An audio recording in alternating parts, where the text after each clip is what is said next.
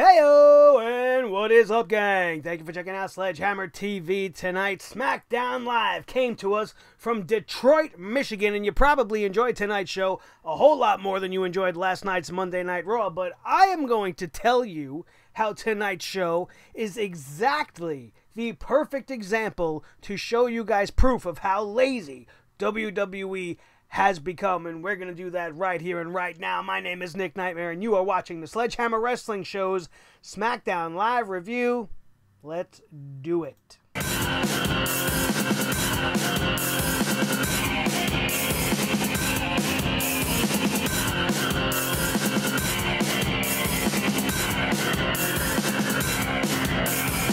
Sledgehammer Wrestling Show.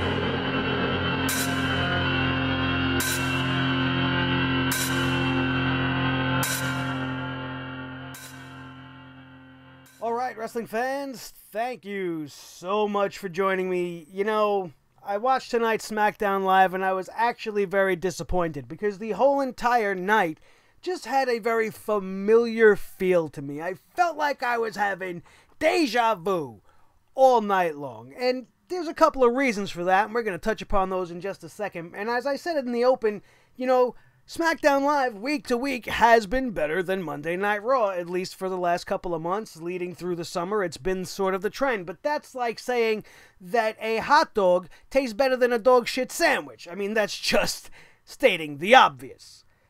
But tonight, I want to tell you guys that there are two big reasons why I want to open up your eyes to how lazy the WWE has become.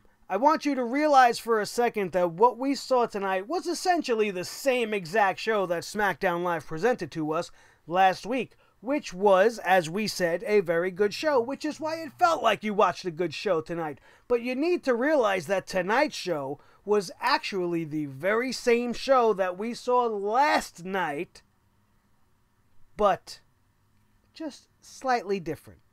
SmackDown Live took their script from last night and played it to the beat of the show from last night's Monday Night Raw. What are you talking about, Nick? You're babbling. You're talking all kinds of crazy shit. What, are you sweating your balls off in your room? Well, yes, I'm sweating my balls off in my room. But my brain is absolutely fully intact, and I'm going to illustrate to you exactly what I mean right now. Tonight's show, the main story of the show, what would you say the main story of the show was? Tonight was Daniel Bryan, Brie Bella, and The Miz and Maurice. That's the main story on SmackDown Live. And then on Monday Night Raw, conversely, the main story was all of that Shield dog shit we had to watch last night. Okay? So follow the pattern. The show begins with an opening segment involving the protagonists. Last night it was the Shield. This night on SmackDown Live, Daniel Bryan and Brie Bella. Daniel Bryan has a match with Andrade Cien Almas, which we will get to. And then after this match, he sees that The Miz is at a restaurant with his lovely wife, Maurice, and he and his bride, Brie Bella, leave the arena. So, you have the show start with the same exact opening segment. The heels cause some way or have some reason to lure the babyface out of the arena. Last night, we had the police escort the Shield out of the arena. Tonight, Brie and Daniel willingly left to go chase down The Miz and Maurice at a restaurant in their full gear, mind you. And they left the show for the rest of the evening, leading everybody to believe they were gone. The Miz and Maurice show back up, and the heels run rampant on Monday Night Raw, finding themselves placed in a random match by the GM. Just like Ziggler and McIntyre and Strowman last night, we see The Miz and Maurice tonight. The Miz gets placed into a match by Paige. She's up to her old tricks again. Get the tea. Okay, but essentially it was the same thing that we saw last night. And then what happens? By the time we get to the end of the night, what happens? The Miz is in the ring. He's doing his thing. And of course, the heroes return to the show at the 0 hour, right before the show's about to go off the air. Right before. How dramatic. Oh my God, where have I seen this before? Not only did we essentially have every single match from last week re-shown in our face this week, but they set it to the same show as last night. Tell me I'm wrong. I just pointed it out to you. It is clear as day. Nobody else is probably going to tell you guys that, because everybody else is going to be upset about Brie Bella being on SmackDown Live instead of on Monday Night Raw, and she's breaking the brand split, right? Everybody else is going to talk to you about how Andrade Cien Almas is being squashed down and is not being used properly, which is true. Everybody else is probably going to tell you all types of reasons that SmackDown Live was great. You're probably going to hear how great the Samoa Joe and AJ Styles segment was. And that's true. I'll be behind that. You'll hear how great Randy Orton's little promo segment was, because Randy Orton is a compelling individual, and when Randy Orton speaks, people listen. And the things he had to say tonight about Jeff Hardy, I feel like that's how Vince McMahon feels about the fans in his universe. Every single word uttered by Randy Orton, I feel, is Vince McMahon's personal feelings towards us, the fans. And he can fucking care less. Look at the kind of shit we got last night, and you can't tell me I'm wrong. And then you come to tonight, where they pretty much just took a script and shook it up and said, all right, we got everything else the same. What did we have? Naomi versus the Iconics. How was that different? We brought in Asuka. Asuka teaming with Naomi makes about as much sense as Bobby Roode and Chad Gable. The Glorious Gables. Ready, Willing, and Gable. Makes no sense to me. Neither does Naomi and Asuka. Askomi. No. It makes no sense.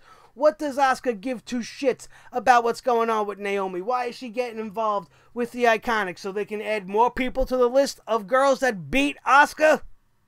The Iconics will be ready for Asuka. They'll end up pinning Naomi, and Asuka will get the loss anyway. Does the WWE even care about Asuka anymore? We've been missing in action for weeks now. Showing up in brawls, trying to break apart girls that are getting into fisticuffs. Becky Lynch and Charlotte are going at it. There's Asuka. Why does she give a shit? The three biggest things to come out of NXT.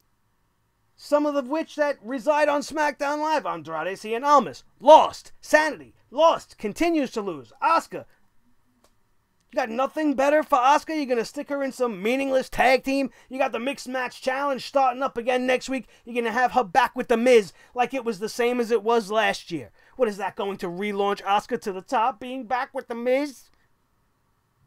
What has The Miz got to be on the Mixed Match Challenge for? He's in the middle of what could be the hottest program on SmackDown Live, featuring the biggest babyface in the current era. But what does the WWE do? Here's where I get pissed off at SmackDown Live.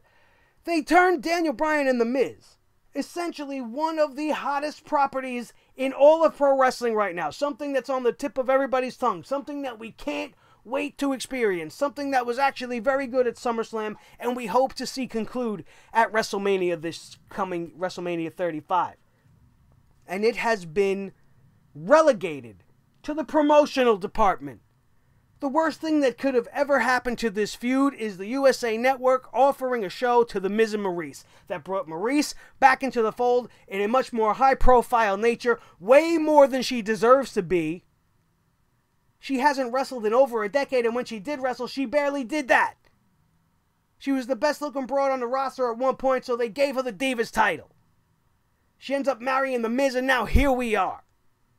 Another semi-talented, semi-pro reality star to fight another semi-retired, semi-pro reality star, which is what the WWE is eating up. They don't give a shit about Daniel Bryan and The Miz now. It's all about the girls. It's all about Total Bellas. How much exposure can we get for Miz and Mrs.? He's got season 2 already in the books. That's what it has become. It's become a cross-promotion between the two reality shows being produced by Kevin Dunn and Nikki Bella. The best feud in wrestling this could have been. This could have rivaled what AJ and Joe are doing right now. This could rival anything that's going on Monday Night Raw. But instead, what is it? What is it? It's a fucking commercial. And I'm supposed to be okay with it? I gotta watch Brie Bella side by side with Daniel Bryan doing his fucking move and barely even selling the fact that she knows how to do it. She was barely applying any pressure to Zelina Vega at the end of the night. It was bullshit. And she's sitting there smiling. Make sure you smile for the camera while you got the move locked in. Oh, yeah. I got the move in. Oh, yeah. Watch my show. An absolute fucking disgrace. And essentially ended the show the same way they ended last week's SmackDown Live, only in reverse. Brie and Daniel were left laying in the ring, and now they got their comeuppance. Why Andrade Cien Almas and Zelina Vega had to stick their nose in at the end of the night again after being embarrassed by Daniel Bryan at the beginning of the show? What is their investment in this? You're only making them look worse. They came out there to be wrapped up in dueling yes locks. For what? To put over Daniel Bryan and Brie Bella, probably the most over couple in the company. I don't want to say the two most over, because Brie Bella and Nikki Bella were barely over when they left. I don't understand these things. I don't understand why this becomes priority. Do you guys realize that in the last 48 hours, we've only seen the Raw Tag Team Championships on television, and we've seen both Women's Championships on television? Last night, Roman Reigns didn't even have the decency to bring the Universal title that he promised he was going to bring back to Monday Night Raw each and every single week to the show. We didn't see the Intercontinental Championship because they have to hide that underneath Seth Rollins' fucking flak jacket so that it doesn't distract from the big dog. And then tonight, no Universal Champion. AJ Styles shows up without the World Heavyweight Championship. The SmackDown Live #1 contenderships for the Tag Team Championships of the Blue Brand is at stake as we have the second part of this triple threat tag team tournament, and the New Day are nowhere to be found on this evening. I'm sorry, whoever the fuck did. See, I don't even remember who the champs are. It is the New Day. I almost said the Bludgeon Brothers again. Why are you doing that kind of shit? Because this is what happens. You can forget. Do they care about any championships anymore? When you don't focus the championship, and it's not the focal point of the television show, your show suffers. And when you make Daniel Bryan versus The Miz the focal point only because of the women they're involved with and their respective reality shows, I don't want to see it anymore. I wanted to see them fighting over the WWE Championship. I wanted to see The Miz win the Money in the Bank instead of them wasting it on this whole Braun Strowman ordeal. I wanted to see The Miz take it from AJ Styles. Rub that in Daniel Bryan's face. Daniel Bryan couldn't beat AJ Styles. I beat AJ Styles. Daniel Bryan can't beat me. I'm still better than Daniel Bryan. Daniel Bryan wins the Royal Rumble or the Elimination Chamber to find his way to the WrestleMania main event, and magic is made in New York City as Daniel Bryan wins the championship once again, and after that, he could do whatever the hell he wants. He could retire, he could go away, he can have another nice run, cap it off with this again, relaunch the Yes Movement one more time. It could be a magical thing. Why are you side-bagging it with the E! Network and a USA Network reality show? That was the most important thing I could come out of this night. They've referenced it about 1,000,000 times. They were the dominant story, when I would have much rather have seen more from Samoa Joe and AJ Styles. Samoa Joe on the microphone is absolutely fantastic. Again, tormenting AJ Styles and his family with each and every word that he spit out of his Samoan Destroyer mouth. Absolutely beautiful. And then you have AJ Styles responding on the Titantron, saying you made it personal. You could threaten me, you can threaten my friends, but you don't threaten my family. When you threaten my family, the talking stops. And then AJ said nothing. And then the music hit. Why did the fucking music hit? AJ Styles should have just hit the ring. Immediately. As Joe was staring at his face on the screen. It's a video. Have some trickery. Let AJ get a little bit of one-upsmanship on Samoa Joe. he's been such a bastard all this time. Let AJ come out on top just a little bit for once. The way they played it out was essentially that, but I just thought the surprise would have came much sooner. I don't know. This whole show tonight, the only thing to get hyped about was that. Nothing else interests me anymore. I want to talk a little bit more about that Randy Orton promo. Let me see if I can find it here in my notes. Which, of course, I can't at the moment. Alright, fuck it. We'll move on to the ladies. Charlotte and Becky Lynch. Let's talk about that. Not that I want to. I'm tired of talking about it. Because all week long, if you're following any news outlets on social media when it pertains to wrestling, everybody's claiming, oh, WWE's going to listen to their fans. WWE supposedly changing gears in this. They're not changing gears. They're not changing anything. You watched that promo tonight. It wasn't scripted. And you could tell because Charlotte was all over the place. She didn't know what the hell to say. And she was still coming off as the sympathetic babyface. Oh, you could have just came and asked me for a title shot like a woman after you lost. You could have just asked me for it. And then Becky's like, ask? I don't gotta ask. Screw you, Your Highness. I don't need to ask. That was my belt. You should have asked me before you stuck your nose in my business. Becky Lynch with that stone cold vibe everybody's talking about. Stone cold Becky Lynch. I hate when they say that. She's nothing like Stone Cold. You know what she is? She's Becky Lynch. She's being a bad lass. She's got attitude. She's got a chip on her shoulder, and she just wants to show the world that she's the best. How is that Stone Cold Steve Austin? Because she said the word bitch? Oh!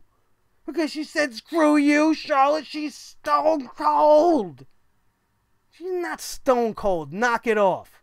She's Becky Lynch, and she's fucking awesome. Everybody's always got to compare people to somebody of the past. Oh, Adam Cole's the new HBK. Dolph Ziggler's the new Diesel. Why don't you let these guys just be them? How about that for a minute?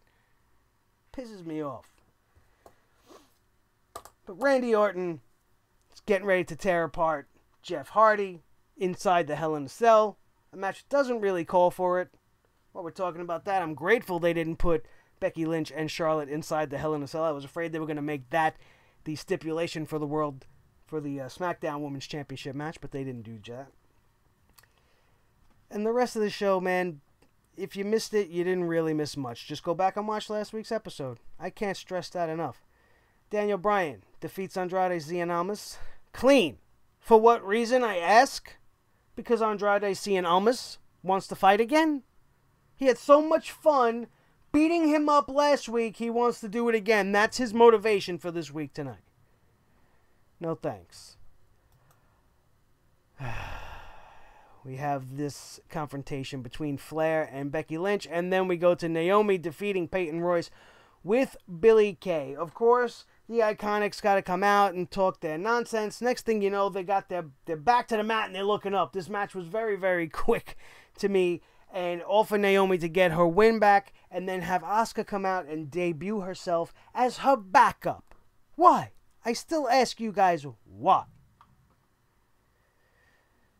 Backstage in Paige's office, the Miz and Maurice show up to talk to Paige, saying that they decided to not eat at the restaurant because the food in Detroit they wouldn't even give to their dogs, and that they are back looking for Daniel Bryan and Brie Bella. Again, we are back to them on the show. They are the focal point of the show tonight. Why? I really don't know. Backstage, here's something I did enjoy tonight. R-Truth, Ron Killings, is fucking awesome. R-Truth is fantastic. We've been saying it for the last few weeks. His charisma jumps off the screen. His character is something that they should explore and allow him to dig deeper into. And although I do not see any one valid reason for him to be in the main event tonight, I have been enjoying the performance of R-Truth and his whole searching for Carmella in the back thing to get his title shot. I think it's enjoyable. And I like where they're going with it. I do enjoy how they used it tonight to try to set up the main event, but that definitely should not have been the main event. The Miz says to R-Truth, how long were we partners? How long ago were we partners? 7 years? That was the last time you were relevant. Making light of their tag team as the Awesome Truth many years back. R-Truth thought Maurice was Carmella. Now, there is no way from behind, from the side, face to face, that these two look anything alike. And Maurice took offense to it, saying, how dare you think that I look like that Staten Island trash. You can't even say Staten Island. It's not Staten. It's Staten. If you're from New York, you know that. And that would be that. It was just a little bit of a fun segment, a little lighthearted. I was okay with it. And then Samoa Joe came down to the ring. Tom Phillips and everybody's wondering why Joe's coming down. He promised he was going to be at AJ Styles' house this Tuesday, and now AJ Styles is home with his family, and Samoa Joe is here with us. What is he doing? I hate when they make their announce teams sound like complete fucking idiots, because anybody with a brain knows that Joe is here, and he's been playing AJ Styles. This was a perfectly orchestrated move by the Samoan Submission Machine to get one up on AJ Styles. Or so he would think. Samoa Joe says that he is not a monster. And all he did was keep a promise that he made to AJ's wife, Wendy. He said Styles is home tonight on a Tuesday night, and his actions have forced Styles to care for his own family. He told Styles' daughter, Annie, specifically, to enjoy having your daddy tuck you into bed because a very bad man, Uncle Joe, is coming to beat her father for the title and going to make him go night-night. Brutal. But then Styles appears on the big screen. Like I said, he says, when you threaten a man's family, all the talking stops. His music hits. He runs out. They brawl. Joe grabs a chair. Styles ends up hitting him with a phenomenal forearm off of the ring steps. Everything collapses into chaos, and it was great. Absolutely good way to progress this feud. It is getting more and more personal by the minute, and I am enjoying it. It was absolutely great. Backstage, we have R-Truth looking for Carmella still, but this time he's with Ty Dillinger, and then Truth asks Carmella to be in his corner for his matchup tonight because he wants to fight The Miz, because The Miz said some stupid shit about the Awesome Truth, and it's going to be the main event tonight. He also told Carmella that Maurice called her Staten Island trash, which is what put Carmella over the edge. So now we have heel Carmella being teamed with babyface Truth. And in the midst of this whole thing, you want to show me advertisements for the Mixed Match Challenge where these two are a team. And now all the cards fall into place. This isn't a real story. This is just the WWE trying to make sense of the fact that they are going to have this team represent SmackDown Live during the Mixed Match Challenge. Do you see Raw even doing that? They got Bayley being teamed with Finn Balor. They got Sasha Banks with Bobby fucking Lashley. Just absolutely ass-backwards random pairings. No story behind it. At least SmackDown's trying, and I can appreciate the effort, even though I don't fully agree with the direction in which they were going. Rusev Day defeating the Usos and Sanity, moving on in the tag team tournament, and they will face The Bar next week on SmackDown Live. This was a very good triple threat match. I actually liked last week's match better. I didn't think this match was as good as last week's. I hate Killian Dane and that purple fucking singlet. I hate everything that they've done to Sanity. Not that I think they should have won this match, but because absolutely they have no momentum in their favor. They have not been featured in a decent way on SmackDown Live, not even in the least. So why would they be put to win this thing? I just actually assumed it was going to be the Usos, and we would have the Usos in The Bar, which would be a very good match for the SmackDown Live, for the chance to wrestle for the SmackDown Live Tag Team Championships. And the Usos and the New Day are the safe bet, so I thought that's where they were going to go with it. But instead, They give the win to Rusev Day here, and I don't truly understand why. All I can see is Rusev and Aiden English imploding en route to this thing. Somewhere before it's over, they're not going to get along again. There's going to be some sort of miscommunication. Maybe Lana will get hurt for some reason. Maybe it'll happen next week when they face the Bar, but I don't see Rusev Day going all the way. If they do, I will be really shocked. Absolutely. R-Truth with Carmella defeated The Miz with Maurice. I had to read that sentence to you. I cannot even believe that I actually have to read that sentence to you. This is all because of Daniel Bryan and Brie Bella. The whole episode and how bad it was because of them. During this match, The Miz attempted a running knee, but Truth caught him with a spinning heel kick. The Miz attempted the figure 4 leg lock, but then got rolled up for a near fall. The Miz caught Truth with a kick and then got set up for the skull-crushing finale. When Daniel Bryan and Brie Bella returned to the arena and made their way to the ring, The Miz was distracted long enough for the Truth to get a roll-up victory in the main event on a SmackDown Live. What is it going to mean for the career of R-Truth? Honestly. You think he's going to be vaulted back into the main event picture? Not that he doesn't deserve to be. You watch how he can wrestle, and you say, God damn, why aren't the WWE using this guy? He's athletic as fuck. He's great on the mic. Why isn't R-Truth a bigger and more serious part of the show? As I do enjoy his shenanigans, he could be a serious player. He don't have much time left on the clock. Why don't you do something with him? Allow him to show the youngins how it's fucking done. The same way it happened last night on Raw. We saw Shawn Michaels and The Undertaker come out and show these kids what you're supposed to do to build a match. They actually failed in their objective. They were supposed to put over the Triple H Undertaker match, and by the time we were done, all anybody wanted to talk about was a rematch between Shawn Michaels and HBK, but that's how good they are. R-Truth being able to get Detroit all wrapped up in this main event and getting that pop he got at the end of the night for getting the win in this situation, regardless of the circumstances, why not use it to your favor? Go with it.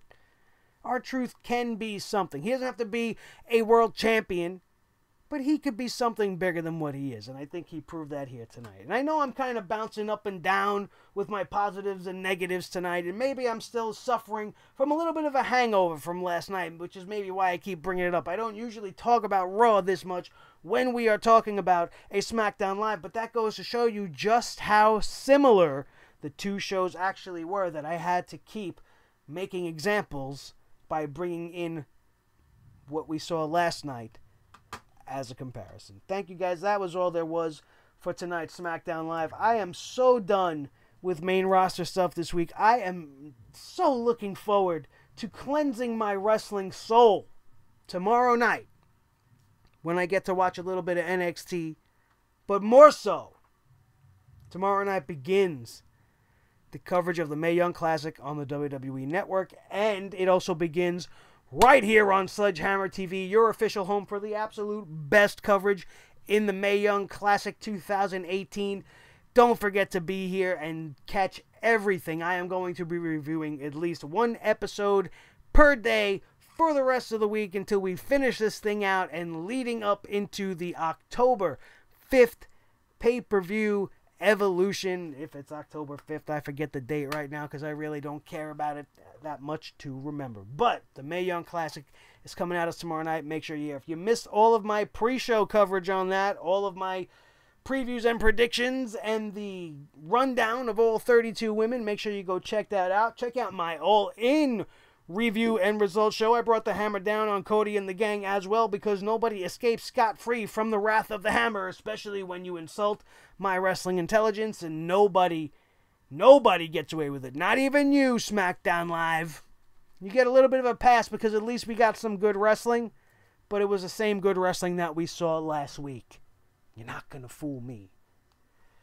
Thank you guys so much. If you enjoyed tonight's broadcast, do not forget to smash that thumbs up. Bring your hammers down on that thumbs up. Make sure it lights up bright blue and show me and the whole entire world that you had a great time here tonight on the Sledgehammer Wrestling Show's SmackDown live review. Don't forget to share this video with each and every one of your wrestling buddies all over the wrestling world so that we can all join together and band as one and try to hope for a change in the future of the WWE, though it may not come in our lifetime. It has to happen at some point, and I hope to be here when it does. And the way that you could be here with me and never miss a thing is to hit that subscribe button right now. Help us get to 1,000 subscribers as soon as we possibly can. The way we can get there starts with you hitting that subscribe button right now. If you are not already a member of the Sledgehammer Club, this is the best time to join up because we are firing on all cylinders. We are covering everything the WWE is throwing at you, and we're going to tell you the truth about each and every one of them. Thank you guys, as always, for being here. Make sure that you are notified by ringing that notification bell so that you don't miss a single thing. That, my friends, is going to do it for tonight because we are getting ready for the rest of the week, and I hope to see you here the rest of the way. My name is Nick Nightmare. This is Thor the Sledgehammer, the official Sledgehammer of the Sledgehammer Wrestling Show and the Wrestling God of Thunder, and his tag team partner, the World Heavyweight Champion of all the microphones in all the world. He is Mr. Blue, the Snowball Microphone. We are so glad to be with you and cannot thank you guys enough for being a part of the Sledgehammer Club. That, my friends, is going to do it, and we are here, and we will see you next time right here on the Sledgehammer Wrestling Show. Dig it.